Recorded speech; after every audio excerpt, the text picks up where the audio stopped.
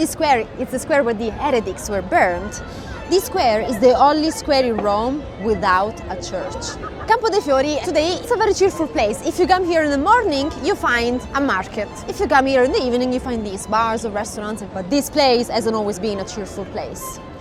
This has been the place where public executions were held.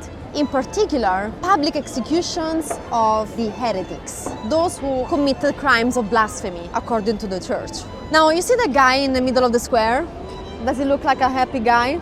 Not so much to me. In fact, he was one of those that was executed here. His name was Giordano Bruno. Giordano Bruno was a Dominican friar and a philosopher. He used to study a lot. He studied science, the planets, maybe he studied a little bit too much, according to the local authorities at the time. At some point, he published some texts which were considered a little bit heretic. To summarize what he wrote, he basically said that philosophy has to be away from religion, the man should elevate himself through knowledge, you should have an understanding of the rules you follow, you shouldn't just following the rules just because you're scared of an established power. In a context in which the Pope was just like a king and in which the church state was not exactly a democracy, do you think the Pope appreciated these ideas? Not so much. And in fact, the Pope asked Giordano Bruno to take back what he published. He refused.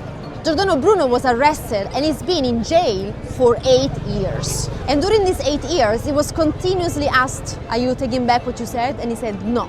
Until at some point, the church decided that that could have been a good example for those who had heretical behaviors. And so they organized his execution on a cold morning of February 17th of the year 1600s. A few months before, when they sentenced him to death, they asked him for the last time, "Do you want to take back what you said?" And you know what he answered? "If I feel like you are more scared, give me that sentence than myself facing it." And so they decided to execute him on February 17th in the morning of the year 1600s. And they put him here in the middle of the square and they burned him alive.